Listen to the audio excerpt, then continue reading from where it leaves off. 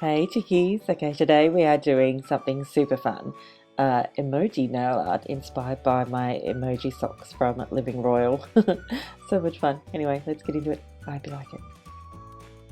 So first off, I'm going to be a complete cheater and use these emoji decals from Monica Hues. I've painted all of my nails white using OPI's Alpine Snow to begin with, and then placed a coat of Seche Vite over the top. Wait until it completely dries, and then you can go ahead and use decals. It's best to try and cut them out as close to the image as you can, and then take the clear film off the top before placing them on your nail. Obviously, with the design side completely down, then you just wet the back of them, wait till they come kind of slippery, and just push them off and you're done. Simple. Total cheat, but yeah, what are you going to do? And then once you've gotten any of the excess water off, it shouldn't be too much, you can go ahead and top coat. I'm using Seche Vite for this one. For my ring finger, I decided to paint a very large emoji, and to do that I started off with a light orange because if you look closely at the emojis, they do actually have like a light orange border and then yellow in the middle. So starting off with the like a really light orange circle. And once that's completely dry, and you'll know that it's dry because it'll be completely matte, well, if you're using Acrylic Craft paint like I am, and I always, as I've said on numerous occasions, always use the matte version of Acrylic Craft paint, because that way you'll know when it's dry, because it'll dry matte. Makes perfect sense, obviously. So coming back in with a bright yellow. Now if it's not really smooth, the surface of it is not really smooth, you can actually come in with a little bit of water on your paintbrush and smooth out any of the edges, and then let that completely dry.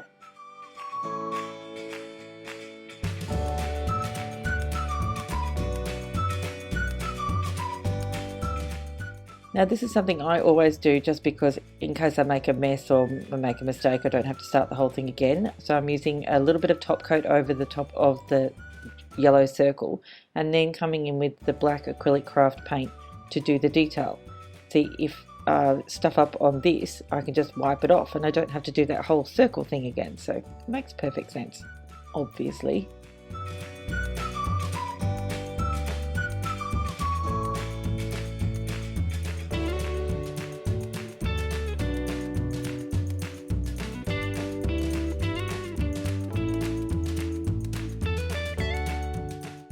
And once that's completely dry, you can go ahead and top coat again. I'm using Seche Vite. Don't forget, all the details about everything I use will be in the description box down below, as per usual. And that's it for this one. I really hope you like it. I love it, so much fun. Let's get into the Q&A for this video. Now the first question is not really a question, it's more of an update on a previous question.